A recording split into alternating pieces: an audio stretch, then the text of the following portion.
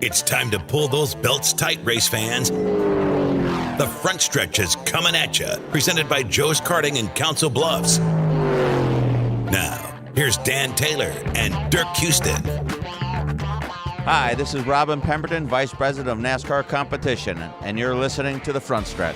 Well, good morning to you, race fans, and welcome to The Front Stretch, presented by Joe's Karting in Council Bluffs, online at joeskarting.com. As always, karting with a K, fast-paced, white-knuckle, eco-friendly racing down at Council Bluffs, the Metro's only indoor karting facility. And you should get down to Joe's today. It's tis the season to do that kind of indoor karting stuff. It's when that covered building really takes over and really shows its usefulness as we start to get into the winter months. You know what other season it is? It's ho-ho season. New ho-hos out with peppermint. Are you kidding? Absolutely serious, dude. Oh my God. Only available at Walmart. I picked a horrible time to start a diet.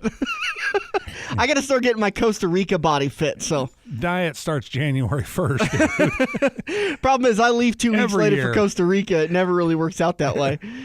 So, yeah, I'm going to have to check that out. Maybe like Winnie the Pooh once said, my summer body never came around, but my winter body is good to go.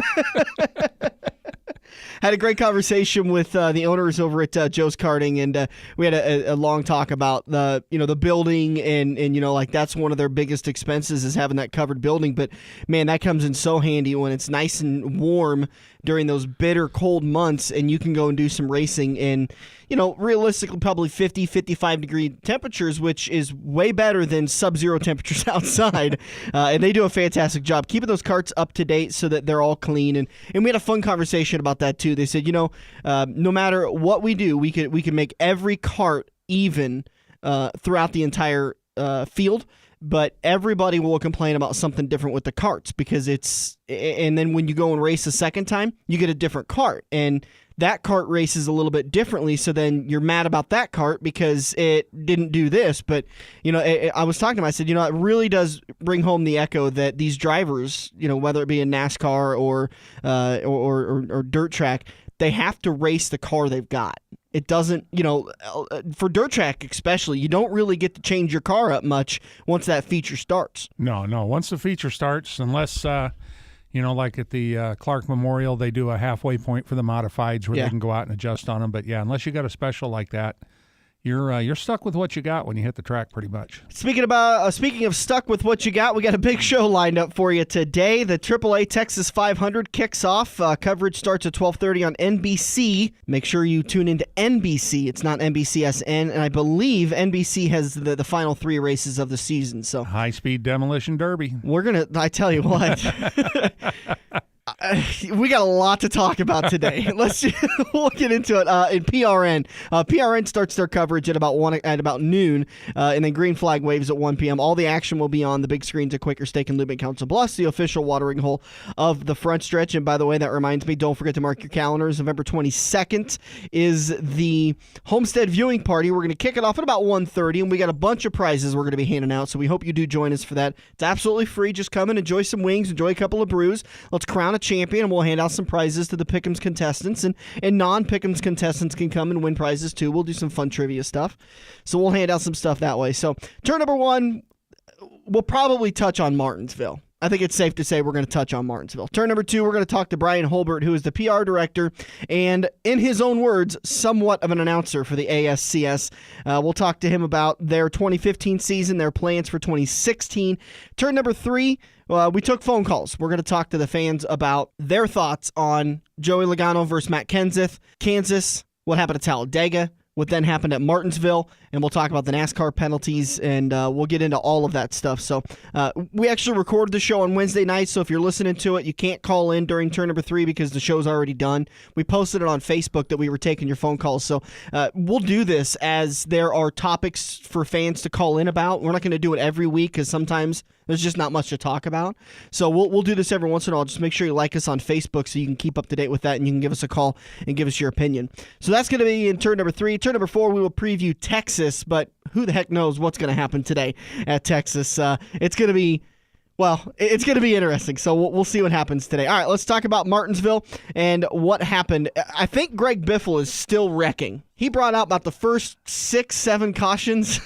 Just kind of the way his season's gone. So. Oh.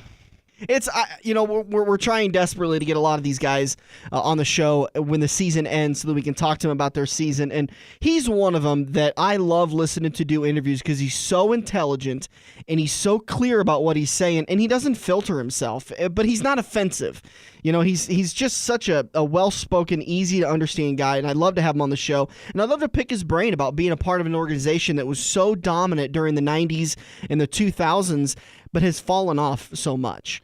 Yeah, he just really has. But, I mean, the whole organization has. It's not just, It's definitely not him. And you got to kind of wonder if Matt and Carl saw the writing on the wall, and now Greg's sitting there with the whole organization in his lap going, crap, what am I going to do? I mean, I think he's the oldest Sprint Cup driver, and he's 44 outside of Tony Stewart, who I believe is also Tony's either 43 or 44, but he's still funny, and he's close to retirement. He's got to start thinking about, am I going to re-sign and finish my career with Roush, or am I going to go somewhere that can get me a championship? Because that's what every driver always wants. They want those championships, obviously.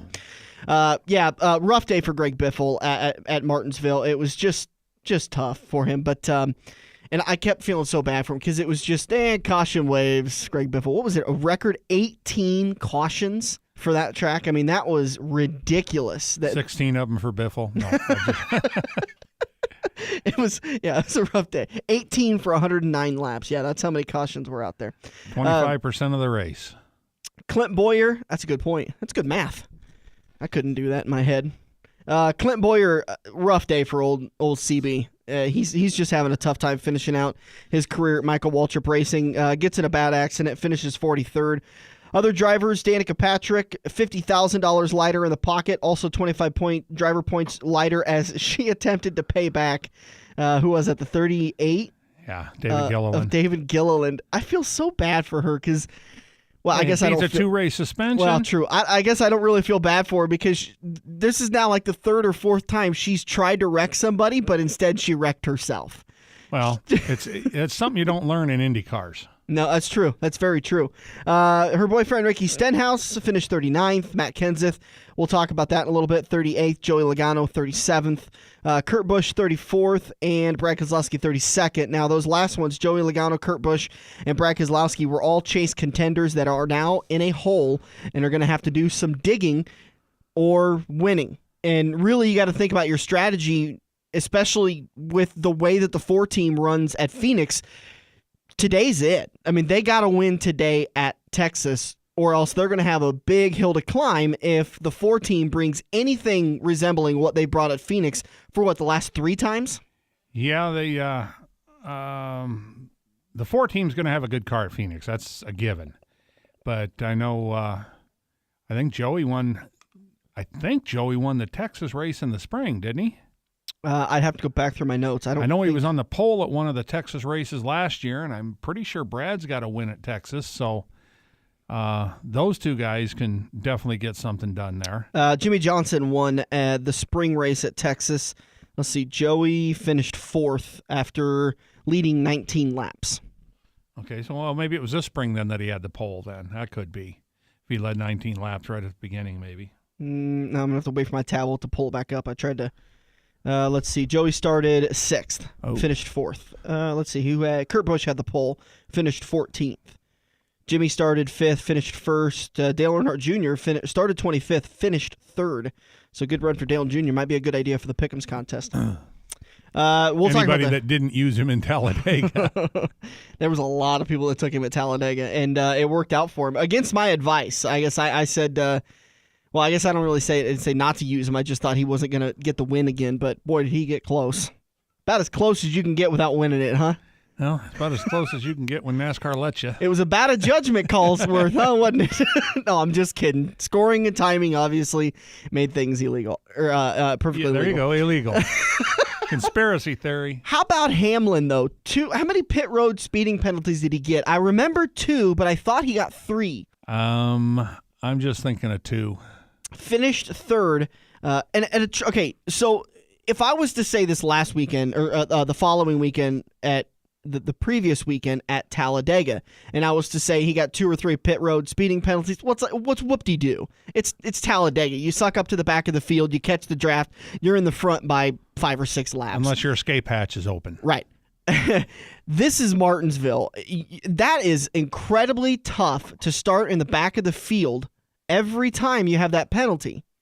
Make his way through the field, which I think he only started at the back of the lead lap cars, right? For that penalty. Still, that's a ways to start back. I mean, there was 20, 25, 30 cars. I think it was about 30 cars in the lead lap the first time he got it. That's a lot of cars to pass is what I'm getting at. And then to go all the way up to the front and finish third, that was a good run for him. 42 points on the day. But at least you're on a track where you can pass. Yeah. Not a mile and a half or Talladega or something like that, where you're stuck on the arrow push or whatnot if you've got an issue. But, clean air. Very good. Very good. Let's take the incident with Matt Kenseth and Joey Logano out of it. It was a very good race. I was pretty well entertained by it. I think the cautions had a lot to do with that. It added for a lot more restarts and jostling a position. And I really like that feature that I don't know if they did it last weekend at Talladega, but the restarts, the scan all 43 that NBCSN did, and they would listen to an outside car's pit spotter give the driver, and so basically the spotter just cued the mic the entire time coming out of turn 4 to the restart, and then just kept the mic going until they finally found a hole, and you would hear him say coming out of turn, okay, inside, get in, now. Yesterday, get in yesterday. Yeah, that was really cool to hear that, and they got plenty of times to use that little feature, and it's a cool little thing that they did. That was something new that I hadn't thought of or hadn't heard of before. So, top 10 finishes at Martinsville. Tony Stewart got a top 10 finish after starting 13th. Casey Kane started 24th, finished 9th. Kevin Harvick 8th. Ryan Newman finished 7th. Martin Truex Jr. 6th. Kyle Busch 5th. Earnhardt Jr. 4th, Denny Hamlin 3rd, Jamie Mack finished 2nd, and Jeff Gordon got the win. I felt kind of bad for Jamie Mack. Apparently, the guy didn't get any interviews after the race. Well, that's... None. They were all too busy talking about Matt Kenseth, Joey Logano, talking to Dale Earnhardt, Denny Hamlin, and Jeff Gordon. Some of the sound bites from some of the other drivers were pretty good, though. Mm-hmm. Especially Tony Stewart. He didn't just crash him. He junked him. Yeah. Well, let's talk about that. We're going to do an opinion segment in turn number 3 where callers were able to call in on Wednesday night during the show and talk to us about that whole situation. But real quickly, while we got time left in this, Dirk, what do you think? What was your reaction when Kenseth did that? LOL. But I love the crowd's reaction. Boy, I tell you, who was it that said it? I think he just became the most popular driver. But, no, I mean, everybody pretty much knew at some time in the day it was going to happen. Well, you say to yourself so many times, it could happen, but the majority of the time, nothing ever does. But then he did it. I didn't think he'd actually do it. Well, it was a given once he got, several laps down. It was then a given. When he was racing for the lead, obviously, then you wondered, if it's going to happen, it's going to be right towards the end of the race somewhere, which still, 50 laps to go, it was, 87% of the race was already gone, so he did wait till the end. Look at you showing your math off. Yeah, I'm from Nebraska, not Iowa, so we know how to do that here. But when Kenseth hit him going into one, I honestly think that Joey could have avoided the wall by stepping on the gas. He'd have spun out, but he'd have still been in the race. Mm-hmm. He'd have had some damage, but he wouldn't have been walled like he was. And, when you put that rear end of that outside wall and then smack it in there like Kenseth did, you're going to break stuff. So. Well, and you could see when Joey tried to drive away that the back of that car was hopping from a bent something in there that it probably one of the trailing arms. Yeah. It wasn't coming back on the track. No way. But it did. It did? Yeah. Excuse me. Several laps to go was something that came back, but it was right at the end. It got back on the track. Justified? As far as I'm concerned, yeah. You think so? But the penalty's not just because they never penalize anybody for this stuff. Not suspension-wise. If they would have fined him some points and given him a big fine, yeah, we're good to go. That's what they did to Danica during the race for attempting and missing the same thing. They should have suspended her. They should have sent her to wrecking class. least if you're gonna do it, at least do it like Matt and get it done. Yeah, we've got an instructor by the name of Matt Kent. This is going to teach you how to do this. I think, the penalty, and I do apologize. Again, we recorded the show on Wednesday night. The appeal was heard on Thursday, so we don't know when we recorded how that came out. If you want to find out, you can head over to the Front Stretch Facebook page. We'll have full updates there, and I'm sure you and I will be on that page talking about our opinions on the appeals. But yeah, the appeal came down. The penalty came down on Tuesday. 2-race suspension for Matt Kenseth. They immediately appealed, they being Joe Gibbs Racing, said that we feel the penalty is inconsistent with NASCAR penalties, and I completely agree with them. Yep. I think this isn't a slap on the wrist. This isn't this is a harsh penalty. And the thing that made me the maddest was that they seem to have drawn a kind of a leery line in the sand and said, well, as long as you're competing for the championship, we don't mind if you wreck each other. And as long as you're on the lead lap, we don't mind if you wreck each other. You know what? There's a lot of money that is at stake here. And I'm sorry if that kind of is cringeworthy that there's money on the line, but it's in every sport. Kansas City Royals are a very healthy organization right now because of the extra tickets they were able to sell all the way through the World Series, all the gear, all the extra pay they got for the World Series. This is the way our sports is, and this is the reason why college football went to the playoff system, is because it's much more lucrative for these teams to get into a playoff system and get extra exposure. If it's a sport where people get paid, money drives it. End of story. There's nothing bad about that. That's the world we live in. So just understand it. And if Joey Logano is justified taking out Matt Kenseth and taking him out of the chase, then what is the injustification, the injustice that Matt Kenseth did? And I understand NASCAR said, well, Matt was multiple laps down and Matt was out of the chase. We feel like you shouldn't be doing that because it affected Joey Logano's standings. So if Danica just would have lost it and crashed Joey Logano out of the race, were they going to suspend her? Nope. She was out of the chase too. Not according to their rules. Doesn't matter. It's ridiculous. For the first time, all year long you've been on this show, you've said that the inconsistencies have frustrated you. I've defended their inconsistencies, and they're looking at a situation, and I still think that that NASCAR looks at a situation and rules on the situation, not necessarily on the rule book. And I still like that, but this tarnished that opinion just a little bit. I think they got it wrong here. But I also think there's a chance that they gave him a 2-race suspension knowing that they've had a tough time keeping their penalties upheld in an appeals panel. So they may have given him that 2-race suspension knowing that there's a chance that the appeals panel will reduce it to 1 or reduce it to none and give him a points penalty or a monetary fine. If they would have taken 25 points, even 50 points, which would be a whole race, 50 points they might have tried to appeal, but if they'd have taken 25, Gibbs wouldn't even appealed it, and they could have taken $500,000. Wouldn't have been appealed. I think they might have just to appeal it.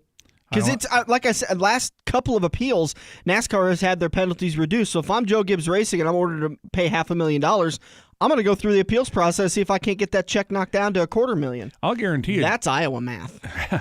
Joe Gibbs is just as upset as NASCAR is with Matt Kenseth at this time. If you've ever met Joe and talked to Joe, probably he definitely didn't condone that action. Yeah.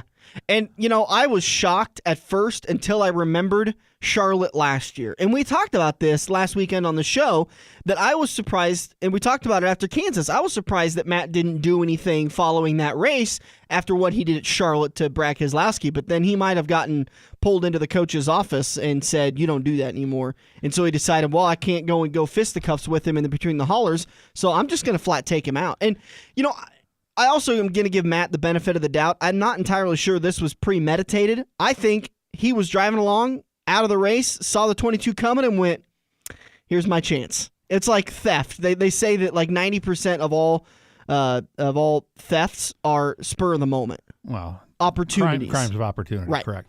No, I don't buy that. And again, that's my personal opinion. Or the radio chatter, would have been a little bit different than it was. Yeah. When all of a sudden you hear the spotter going, "Oh, did you lose a front tire?" Well, I think that's customary cover-up, talk. It's like the only thing I can compare it to is Clint Boyer's thing at Richmond a couple of years ago when his spotter came over, or his crew chief came over and said, "Your arm getting a little tired," and then he wrecked. That was something you could look back on the radio and go, oh, come on. That was clearly code. Get better at that. These guys are good at talking about code over the radio. I mean, they practice this stuff. They're good at it. That was just poor execution. But this one, after it's all over with, the spotter goes, well, you must have had a right front tire go down. And Matt goes, yeah, it was weird. All right, we're going to take a break. We're going to come back in turn number 2. We're going to talk to Bryan Hulbert of ASCS. We'll talk 2015. We'll talk 2016. We'll even find out what his favorite food is. It's interesting to me. We'll be back here on the front stretch. You're from Iowa, so. You know what? Bowl eligible. Yeah, well. Joe's Karting in Council Bluffs has taken a page out of IMCA's rulebook and gone crate. These brand new low-emission engines will still have you white-knuckling it all through the Metro's fastest indoor facility. Joe's Karting is now friendly for all skill levels with their brand new Honda-powered engines. It's time to get to Joe's today and find out what drivers like Jack Dover, Shaylee Bate, and Andrew Kosiski have known for years. Located in Council Bluffs and online at joeskarting.com. That's karting with a K. This is Andrew from Kosiski Auto Parts. Kosiski Auto Parts is an insurance-quality used parts supplier that can match your foreign or domestic car or truck needs. If you have a damaged or broke-down car or truck, we guarantee a clean and quality part in next-day fashion. Kosiski Auto Parts, your neighborhood premium recycled parts supplier. Call any Kosiski Auto Parts salesman today by dialing 402-731-4592 or visit us at 5040 I Street in Omaha. Kosiski Auto Parts, our quality used parts will match your car or truck's needs. We're hooked up in turn 2 and still showing the green flag on the front stretch. Welcome back to the front stretch. Heading into turn number 2, brought to you by Kosiski Auto Parts, online at Kosiski.com. Located at 51st and I Street in Omaha, and by phone at 731-4592. Get your car or truck back on the road with quality used parts at Kosiski Auto Parts. Joining us on the phone is the voice of ASCS. He calls himself somewhat of an announcer. I disagree. He's probably one of the best in the business. Bryan Hulbert, how you doing, sir? I'm doing all right, guys. How you doing? Doing well. Well rested after the big weekend of racing? I don't know if rest ever came into the equation, but we're certainly something at this point. Yeah, that's true, because Mother Nature kind of put a damper on your guys' parade down there, didn't she? Yeah, unfortunately, Mother Nature's been chasing us all year, whether it's on the national side and on the regional side. So hopefully she'll chill out a little bit next year and let us race. Well, Bryan, if you don't mind, back us up a little bit. And we hear your voice at I-80 Speedway and throughout the Midwest at ASCS shows, but not a lot of people know who you are. So talk to us about how you got started. Actually, I got started in this industry at the Southern New Mexico Speedway and the El Paso Speedway Park down in Las Cruces, New Mexico, and El Paso, Texas. And really kind of started I was joking with the track promoter at the time, was Holly Jones, and she was trying to pit report, be the track manager, and run the front gate and run the back gate. And I just started joking with her about it. I said, one night she couldn't get on mic, and I said, oh, hell, give me the mic. She goes, well, would you? I said, I was really kind of joking. She goes, no, seriously, would you? And that was in 2006, and I did a couple of shows at the end of the year just as a pit reporter, and then started in 2007. And about midway through the season, the gentleman that was the main announcer ended up leaving, and I went from the pits to the tower, and been doing that ever since. And I actually met Donna Hahn-Harris and everybody with ASCS in 2010. They came through and did a 2-day show and asked me if I ever thought about doing it for a living, and pretty much told them that's, for anybody that aspires to work in this sport, that's a dream to be able to travel and, get paid to basically do what you absolutely love. And I worked for them part-time in 2011 doing shows in California, Arizona, Texas, New Mexico, and even went out and did a show in Missouri for RacingBoys.com. And got hired that year at the Winter Nationals, the Devil's Bowl, and went full-time in 2012. So you got a few years under your belt then. How do you like the traveling? I did the national stuff as a tech inspector with NASCAR for several years, and I know we'd get to a 12 or 13 race stretch where it was traveling every week. For me, it was I'd have 2 days in town to, wash uniforms and stuff, and then back on the road. How do you like the traveling? I love it. What's nice is I'm at a point in my life where I'm not tied down. I'm not married. I don't have kids. So right there with you. If I want to go travel, I can. And, I've I drive to all of our races. I'm not a fan of flying. Not that I'm scared of flying. I just don't like it. And to me, it's more convenient to be able to drive somewhere, because if I want to go do something, I'm not beholden to a flight or a rental car. So in 2 years, I've done 85,000 miles on my car. Oh, my God. I believe that. I mean, if I was driving, I don't know what my mileage would have been, but hell, like I said, that'd been a 13-week stretch where I'd never been home. So. Yeah, and actually, if you add up the cost of the flying versus the cost of the driving, it costs more for me to fly. Yeah. Yeah, I don't think I could sit in a car for as long as you do on those trips. It's a lot of talk radio, a lot of comedy channels. Thank God for Sirius. Hey now. And a lot of karaoke going down the road. Well, yeah, so, I was reading your profile and a little bit about you, and apparently you're a bit of a taco aficionado. Hey, I'm all about the tacos. So you got to take advantage of like roadside tacos and taco trucks in these random places throughout the country then, right? Well, I'm telling you, the best taco you can ever purchase is going to be from a roach coach. So you might as well, outside of that, if you want to have, the true delicacy, you have to go back where I grew up in southern New Mexico and West Texas, and maybe get down into Ciudad Juarez and experience what they have down there. And that's one nice thing. This weekend, I'm very fortunate. I'm getting to go back and actually call the Richard Griffin Classic at the Southern New Mexico Speedway, and get to go visit some of my favorite restaurants down there and see if they've gotten any better. I know you frequent I-80 a couple of times a year. Have you made your way down the road to that Voodoo Taco yet? Actually, I tried that this year. Went down there. It was me, Bill Wright, and Chris Brown actually went in there. And I'm sorry, but Chico's Tacos in El Paso has that beat hands down. Well, I'm not trying to put them up against anybody. I just think they're pretty damn good tacos. They're not bad. They're not bad if okay. you just want a taco on the way through town. Yeah. Okay. Well, if I'm ever down, I'm working on a trip down to the Chili Bowl, so I might give you a call to find out where to go for tacos. Actually, I haven't found a really, really good place in Tulsa yet. I will say, though, if I had to choose between the Eagles of Taco Bueno and Taco Bell, I'm going to take Taco Bueno every time. I was going to say, aren't they the same? And that's been my experience.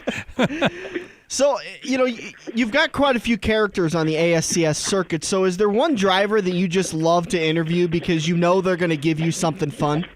Oh, God, that's a hard question because if you're talking about the on mic in front of fan interviews, I mean, they're all pretty good to talk to, and they're all give some pretty fun answers. If you're talking about the I'm doing a write-up on you this week, and, here's what we're recorded, but here's what we can actually quote, Wayne Johnson's probably one of the funniest characters you could ever talk to. Really?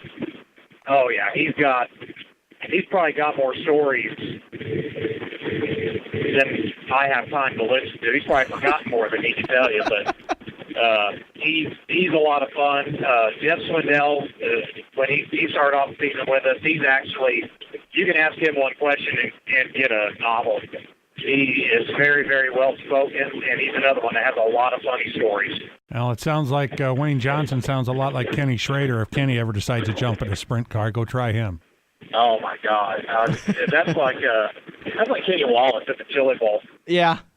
He was hilarious to talk to. Hey, the 360 Nationals at Knoxville, you guys announced that you're going to up that race to 15,000 instead of the usual 10,000. What prompted that boost in purse? That was Knoxville. I mean, John and everybody at Knoxville, I think it's been kind of discussed for a while, and, next year it's going to get the boost, and they're going to go to 15,000 to win, and plus they've got it in line to add another 10 to 15 throughout the finishing payout. So that's really good for the drivers. It's really good for the event. I'm looking forward to it. It's always, Knoxville is one of those tracks that if you're a racer and a race fan, it's one that's on your bucket list that you either want to attend or compete at. We're talking with Bryan Hulbert, the announcer for ASCS, the American Sprint Car Series, both nationally and throughout the Midwest here also. Speaking of that, the Midwest Touring Series ended last year with the end of the 2014 race season. Is there any chance that thing's going to come back and try to help support some of those local Midwest 360 drivers? At this point, we're not saying it's not going to come back, but we don't know when it's going to come back. Okay. We'd certainly like to do that, but right now, we're trying to make sure that we can support the Nebraska 360 series and what they're doing. And, Larry Hall, who runs our Speedway Motors ASCS Warrior region, he's working with the Nebraska 360s. He's talking with, Sprint Vaders and the different series around that area to make sure everybody's working together and, building the best schedules and the best programs for these drivers to be able to travel. Well, by mentioning that, it sounds like, and from I've heard little things in the past, that you guys seem to be pretty good about working well with other series. When we come in, we're not looking to take over anybody. We're looking to work with everybody. The goal of ASCS is to promote sprint car racing. And if people want to work with us, we're more than willing to work with them. But, we're not going to go in and try to bully anybody. Yeah. Well, working well with others is high in my book, so I appreciate you guys doing that. There's a couple of series out there that don't seem to play very well with others. Well, everybody's got their own way of doing things, and every series has their niche, and every series has their way that they think that the racing needs to go. And we're not one to tell anybody you're wrong or you're right. Because I'm sure we have ways that we think things need to be done, and maybe they don't agree with that. So our goal at the end of the day is we want sprint car racing to survive. Yeah, that's a good goal, and I can't believe there's people out there that their actions are seeming like they kind of don't really care. They're just all about being the big dogs, and who cares who they step on. Well, if they were NASCAR under NASCAR's banner, they'd be getting fined for actions detrimental to sprint car racing. I don't know if there's enough money. Bryan, we do love talking to you. Just a couple more questions. We talked about the Chili Bowl. Are you headed back there this year? Oh, yeah. Definitely looking forward to it. Terrorizing the fans with my counterparts, for Tony Bachhoven and Randy Ward, and we'll even have that one crazy announcer with the All-Stars with us, the Blake Anderson kid. He's going to come work with us this year. I'm looking forward to that. He worked with us actually this past weekend with me and Mitch Shelton down the short track. He did a very good job as a trackside reporter. He's going to be working the infield at the Chili Bowl. So, first, before we get to that, we've got the shootout, and I tell everybody, if you've been to the Chili Bowl, you owe it to yourself to go to the Speedway Motors Tulsa Shootout. Because if you think the racing at the Chili Bowl is good, it's better at the Shootout. Really? That is over 500 drivers from ages 6 to 60 that when you see those kids go out there and race like that, it reminds you of the passion of the sport and the reason we all got into it and why we love it so much. When you see that kid in the junior spring get out, stand on top of that wing, and you could slap the smile off their face. I mean, that reminds you of why we got into this sport. Yes, it does. That's Bryan, awesome. Are you going to be doing anything with the Bad Boy Indy Invitational? And if you are, what can you tell us about that? Actually, no, I'm not doing anything with them. As far as, on social media, if they post something and it involves Chili Bowl and the Indoor Invitational, I'm certainly more than willing to retweet it and send it out. And I've talked to the gentleman who's promoting that event, and I will say he's got a heck of a task in front of him, and I think they've got a good system figured out. I hope it's a great success. As well, I actually wish I was going to be in town to go to it, but I've actually got to split out Friday night to get back to Oklahoma. All right, Bryan Hulbert of the ASCS, the PR director and the announcer. Bryan, we always do appreciate your time, bud. Oh, guys, thanks for having me on. I really appreciate it. We're working on the 2016 schedule for the national tour, and all the regions are getting their schedules put together. You saw the Warrior region already put out a 26-date schedule. Yep. So it looks like 2016 should be a fun year. It'll be the 25th anniversary for the Loyal American Sprint Car Series presented by the Mass TV Motorsports Network. Well, I'm tired of this off-season already, so let's get going already. Well, that's why we have the shootout in Chili Bowl. Come on down. I'm trying. We'll see you, bud. Have a good one. All right. Thanks, Bryan. Bye. And we do apologize. I know on AM radio that stuff in the background is hard to understand Bryan sometimes. If you want to go back and listen to that interview, it was great, and he had a lot of good insight. You can always find it on YouTube at the Joe's Karting channel. We have all the shows posted there up until October 11th. We're working on getting the remaining shows reposted. A little bit of a miscommunication there, but we're getting them all posted back up there for you. I know last weekend with Jimmy Small and Rick Allen is up there already too. So if you want to go back and listen to all of our shows, we're getting them all posted back up there so you guys can listen to them. All right, we're going to take a break. We'll come back. Turn number 3. Just around the corner. Are you looking to book your next outing? Look no further than Joe's Karting in Council Bluffs. Located just north of Bass Pro Shop, Joe's Karting can handle outings of well over 100-plus people. Bachelor parties, corporate outings, team building, birthday parties, and much more. Give Buddy a call today and reserve your outing. Joe's will even work with local restaurants to cater your event. Book yours today at joeskarting.com. That's karting with a K. It's time to get to Joe's and find out what everyone already knows. If you love wings, if you love rings, and all kinds of other tempting things, great times, great food, get to Quaker Steak and Lube. Quaker Steak and Lube is the official watering hole for the front stretch and the best place to catch all the NASCAR action today. Open at 11 a.m. with delivery available to Council Bluffs. Great times, great food, get to Quaker Steak and Lube.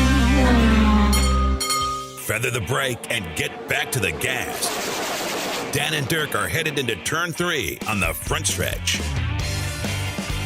Hey, I'm Joey Logano, driver number 22, Shell Penzo Ford, and you're listening to The Front Stretch. Welcome back to the front stretch. Heading into turn number 3. Going to talk a little bit of NASCAR news and notes before we get to the AAA Texas 500. Hey, Kyle Busch said earlier this week that NASCAR targets certain drivers for more severe penalties. Agree or disagree there, Dirk? I agree to a certain extent, but with my experience, this isn't the type of penalty that would occur on. It's usually with technical violations that are done in pre-race tech inspections where you find that. If they find something blatant, such as the Brad Keselowski losing his pit stall choice in Kansas. Mm-hmm. You know, he'd supposedly been written up 4 times for the same infraction, da-da-da-da-da-da. Right. So they took his pit selection away. That type of thing, or as we had talked before on one of the shows about the post-race teardowns, when this guy's going to be the random teardown for the next 5 or 6 weeks. You know, when I first heard Kyle say that, my reaction was, duh. Well, you know, NASCAR is going to penalize certain drivers harder than other drivers.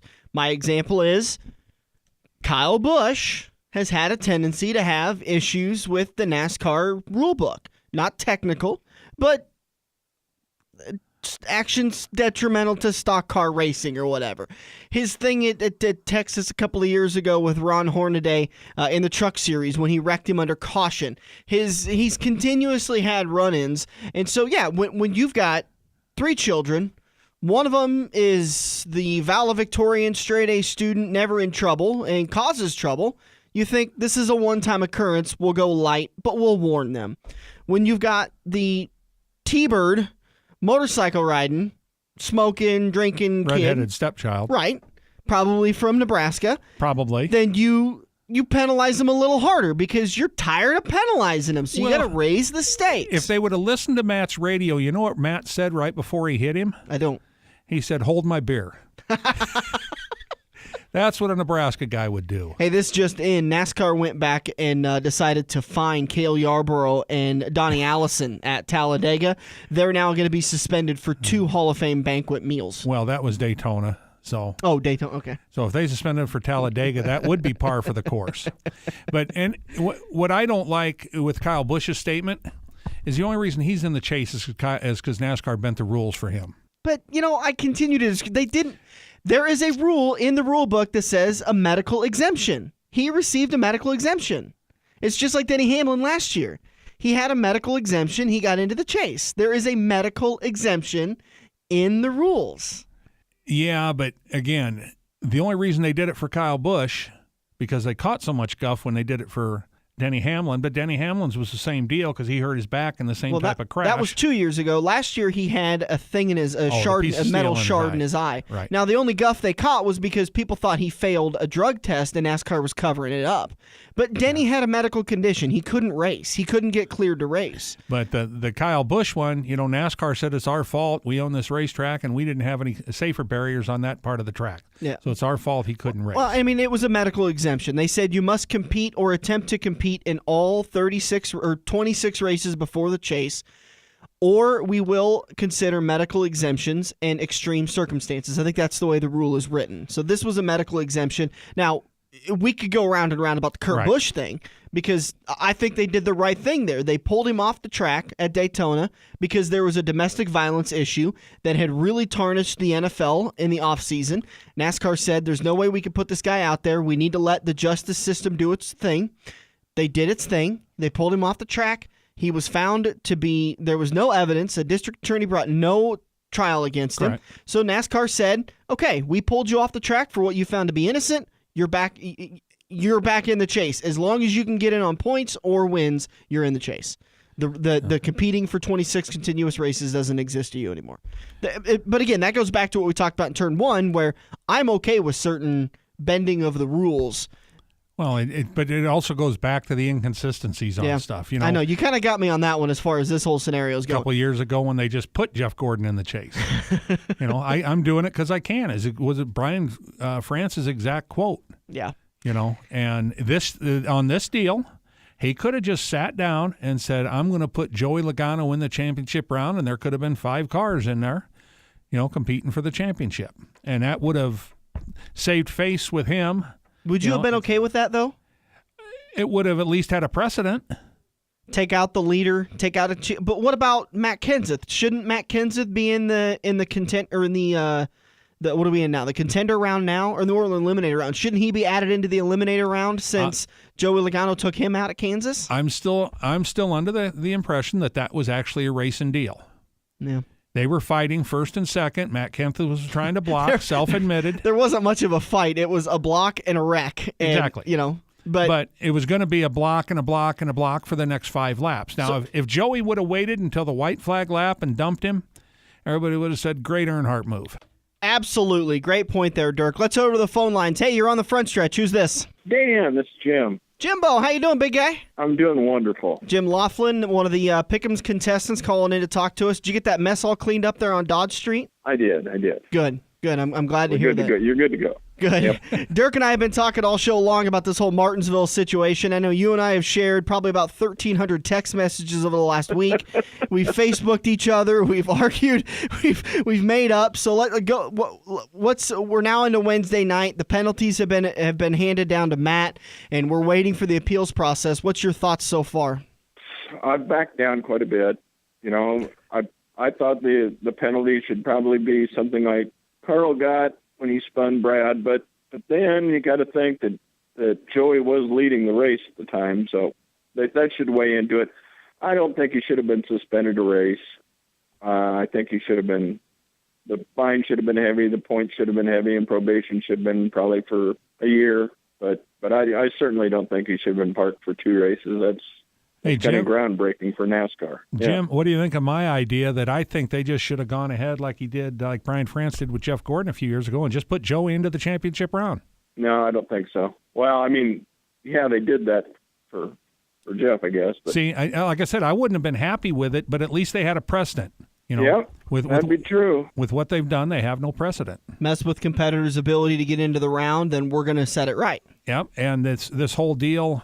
Boy, that's a good take. That's a good take. That would really make Matt think. Yeah, well, the whole deal, would have saved face with NASCAR because, like I said, Bryan, when he did it with Jeff Gordon, he said, I'm doing it because I can, And, well, he did. That was his quote. You're right. And that's a good idea. That's and I mean, probably that's probably the best thing they could do. I've been around this sport long enough and been in it deep enough, eyeball deep in it, and the inconsistency is what's killing this sport.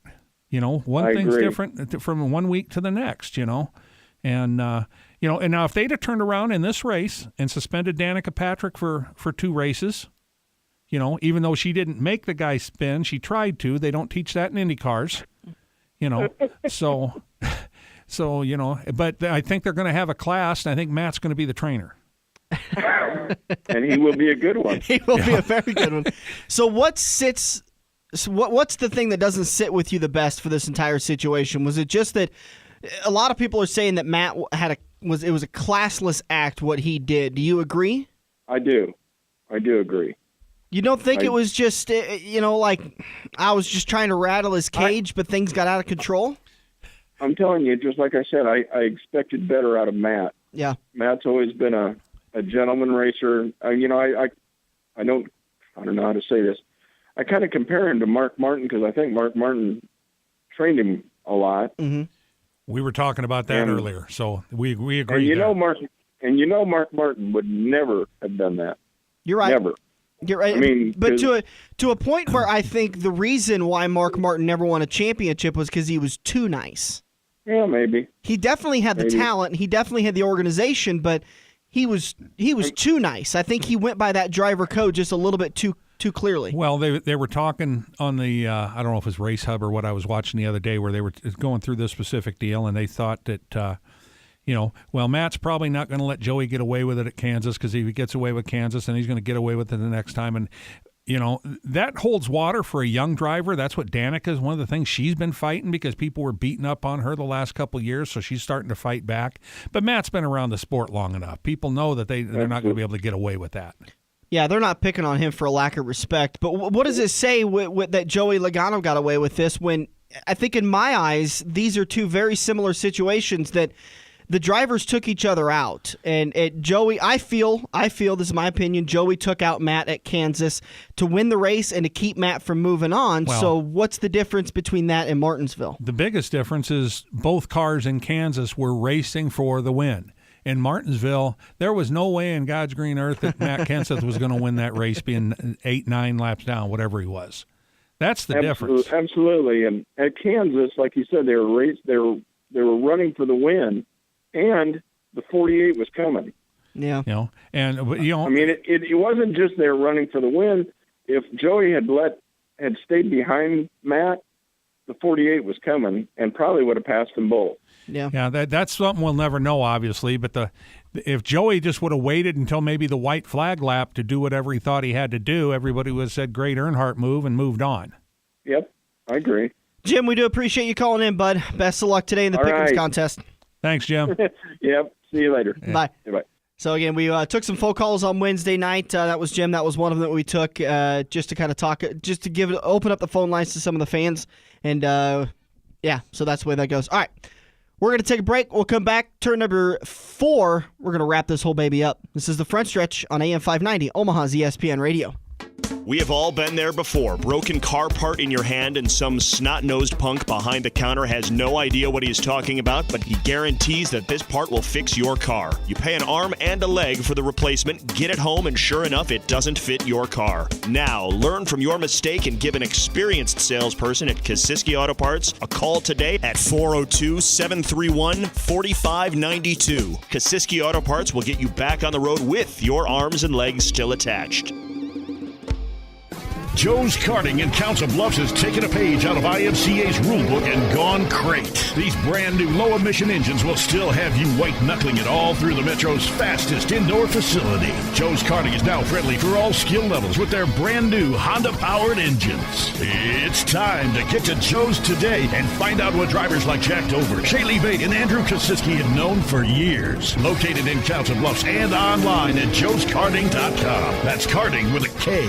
It's checkers or wreckers as we enter turn 4 on The Front Stretch, presented by Joe's Karting in Council Bluffs. Just about ready to wrap this baby up, heading into turn number 4, brought to you by Quaker Steak and Lube in Council Bluffs, the official watering hole of The Front Stretch. Official? Official. We're on a roll with the officials. Good news is Quaker Steak and Lube won't change their mind on how good their food is from day to day. It's delicious all day, every day. And they have some fantastic events. Make sure you like their Facebook page. There is a ton of Quaker Steak and Lubes throughout the country. But just make sure you like the one that's in Council Bluffs. They do a fantastic job with keeping everybody up to date with things. Last Monday, they did Kids Bingo Night, which went over really well. And then on Wednesday night, they did Trivia Night. So they're doing a lot of really cool, fun things, as well as football games on, Monday, Tuesday, Wednesday, Thursday, Friday, Saturday. I really Sunday. do think that Tuesday's the only day there isn't a football game, because there's like... Did you look at the TV last night? No. There was football last night. Was there really football on That time Tuesday? of the year, Okay. you start getting some of those MAC conference teams. I think last night Toledo played, Who did Toledo play? Toledo played somebody last night. I don't remember who the other team was. Well, I bet it was on the big screens at Quaker Steak and Lube, which you can find all the NFL, NCAA action on the big screens at Quaker Steak and Lube. You can also find the AAA Texas 500 at Texas Motor Speedway on the big screens today. If you don't happen to have, actually, it's on the broadcast network. So NBC and PRN are going to be the broadcast partners for that race. NBC coverage kicks off at 12:30 with a countdown to green, and then the green flag waves just after 1 o'clock. Make sure your picks are in on time, and don't forget the Homestead viewing party we've got coming up in a couple of weeks. Ribs and wings, swap God. out them fries, upgrade to the onion rings, and let her roll. They've got some really good, I don't like onions, but I love their onion rings. And they do absolutely, they do some fantastic food. Their cheese sticks, their mozzarella sticks. Well, mozzarella sticks are kind of hard to screw up. That's true. You know, as sad as it is to say, I've had many a screwed up mozzarella sticks. I never have. Can I tell you something odd that happened to me the other night? I got the worst craving for that. I was going to say no. Before you could say no, I got the biggest craving for that buffalo chicken rabbit at the hotel back in Kansas. I got such a craving for that. We were down there for the Chiefs and Pittsburgh game a couple of weeks ago, and I was sitting in that hotel thinking, I wonder if I could go over to that other hotel and get one of those things. I'm going to go get me a gallon of milk, though. But anyways, if you don't know what I'm talking about, go back and listen to the Kansas Speedway Show. We've posted it on the YouTube page on Joe's Karting's YouTube page, and you can find it on our Facebook page, too. We post all of our shows there, too. All right. Talk to us about Texas. Big, fast, wide track. Wide's kind of a misnomer because it's basically a cookie cutter of Atlanta and Charlotte. Is very fast. I mean, terribly fast. So by wide, if I remember correctly, there are multiple racing grooves there. Correct. It's not your regulation width track with 1 or 1.5 racing grooves. There's a couple of good ones there. Just like they do at Charlotte, you'll see. Earnhardt will get up on the wall because he just likes it up there. Like you said, he goes, if I blow a tire, I don't get too far before I hit something. Right. You'll have your bottom feeders down there along the bottom. The quick way normally is the bottom. That's why they run there, and try and stay there. But after the tires go away after several, 8-10 laps, then you're starting to work your way up the track. And, of course, now with some of the restrictions and whatnot they put on the engines and drop that horsepower back a little bit, you keep them wound up on the high side, which gives you that huge run out of Turn 2 or out of Turn 4, either one. Mm-hmm. But very fast track, decent-sized pit road. The pit stalls are pretty good. As far as their size, it is another track, again, like Charlotte, that's very tough to get onto pit road. So you will probably see some pit road penalties, or you'll see some guys, as Earnhardt did in Talladega, lighten the tires up, trying to get woed down, and ended up when they wanted to take a 2-tire or just a few only stop, they're going to have to take 4. Couple of guys that are going to have to win to get in. Joey Logano is 28 points out of 4th place, the final cutoff spot for the championship round. Kurt Busch is 26 points out, and Brad Keselowski is 24 points out. Realistically, let's say they have 2 very good days, one today and then next weekend at Phoenix. Do you see any of them making up enough points to get in? Well, yeah, but the other guys that are already up there, Truex, etc., obviously Gordon's in, so It doesn't matter what Gordon does. Okay, so the other end of the spectrum is Kevin Harvick is 7 points above Carl Edwards, so he's 7 points to the good so far in 4th place. Martin Truex Jr. is 9 points ahead of Carl Edwards in 5th place. So is Kyle Busch, so they are tied 9 points ahead. Obviously, Jeff Gordon locked in. Right, and so right now you got Busch and Truex leading the march on points. And but boy, 9 points isn't. Oh, that's nothing. Yeah, it's difference between 1st and 10th. Well, and you just talked about it. A blown tire at Texas. I mean, then your day's done. Because if you're one of those bottom feeders and you blow a tire at Texas, you're not going to be able to fix that car very well. I mean, You may be able to get out and keep above NASCAR minimums, but you're not going to be able to be competitive. Right, you're going to end up You're going to be several laps down before you get back on the track. So that can't happen. So you got to have a clean race. You can't have a pit road penalty because this track, as it's shown before, if you get back and have to run with the back markers, there's a lot can happen, especially at a track like this, because a lot of those guys will be taking wave arounds and stuff, and they might have 20 or 25 laps on a set of tires hoping for another caution now that they got back on the lead lap, and boom, they go in and blow a tire because they don't get their caution and take you out. There's just so much of that stuff that can happen, and right now it'll kill any of those guys. If they even think about having a finish after 20th place, they are going to have to win when they go to Phoenix. And that we talked about that in turn 1. That's going to be incredibly difficult to do because the 4 team has just had that track wrapped up. Yeah, they've found something there, and they just keep taking it back, and good for them. And by the way, they didn't find something that was 2 or 3 tenths faster than everybody else. They found something that was half a second to 6 tenths, 7 tenths faster. I mean, they are blazing faster at that track than the rest of the field. And it's short runs, long runs, it doesn't matter. Yeah. They just dominate that track, and they've been fast everywhere else. Don't get me wrong. It's not just the one track, but that track they dominate. Mm-hmm. And that, what a good track to dominate at too. The final track in the eliminator round, you've got the best shot to go on and win if you haven't won already as far as Kevin Harvick is concerned, and move on to the championship round. And we saw what he did at Homestead last year. Very good car there last year too. So now if Harvick would happen to win Texas, does he give his full Phoenix setup to Tony Stewart so Tony Stewart can be in the championship hunt at Homestead? Well, he can't be. Tony Stewart's out, and he's. I know. I was just testing you. Well, I'm not that, but jeez, I got this down, man. It took a minute. You were like, I don't think. Well, because I trust you, so I'm like, wait a minute, did I miss a rule somewhere? What's he talking about? I don't like to fight with you on like history and memory because I lose. Couple of programming notes coming up over the next couple of weeks. We're working on having Roger Hayden come on to the show next week to talk about Eagle Raceway's plans for 2016. We're also working on getting Larry White and Tom Lathan to come on the show. Both Hall of Fame inductees this year for the Nebraska Motorsports Hall of Fame. SLMR Series champion Kyle Burke, we're working on getting him on the show. We're also going to talk, we'll probably have Stan Caesar on the show 1 or 2 more times, talk a little sprint car action. But then you sat down earlier this week with Lee Ackerman to kind of finalize the Legends of the Dirt Series list for next year. Let's not announce the names quite yet because I want to get these guys on the phone and I want to get an okay from them. And actually, I feel a lot better when we actually do the interview than to announce it. But Legend of the Dirt Series, they'll be back for the 12 weeks following Homestead Miami Speedway, and then that will take us up to the pre-race for Daytona, and then we're back into the regular season. So, wow, it's going to be a short winter, only 12 weeks vacation. I know, and not even really that. I mean, we still got to do the show. Those Legends of the Dirt Series are fun because you do like 5 or 6 interviews in one night, and so by that 6th interview, you're honestly sick and tired of talking. I mean, it's hard for me to do, but. Well, it just depends on the interview. You get a Roger Rager thrown in there, that kind of rejuvenates your batteries a little bit. We got some good names on the list this year, and we're gonna keep working on the list. Plus, we've got a special show we're working on. Not ready to announce it yet. I want to make sure we get approval for media credentials before we announce that show. But should be a very, very good show for you guys to listen to if everything goes through like the way we hope it does. And the aforementioned Roger Rager, if anybody runs into him, his birthday was this past week. Yes, it was.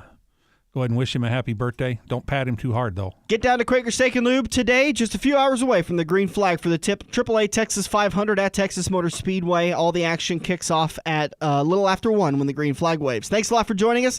We'll be back next weekend to do it all again. For Dirk Houston, I'm Dan Taylor. Have a good weekend. If you love wings, if you love rings, and all kinds of other tempting things, great times, great food, get to Quaker Steak and Lube. Quaker Steak and Lube is the official watering hole for the front stretch and the best place to catch all the NASCAR action today. Open at 11 a.m. with delivery available to Council Bluffs. Great times, great food, get to Quaker Steak and Lube. Are you looking to book your next outing? Look no further than Joe's Karting in Council Bluffs. Located just north of Bass Pro Shop, Joe's Karting can handle outings of well over 100-plus people. Bachelor parties, corporate outings, team building, birthday parties, and much more. Give Buddy a call today and reserve your outing. Joe's will even work with local restaurants to cater your event. Book yours today at joeskarting.com. That's karting with a K. It's time to get to Joe's and find out what everyone already knows.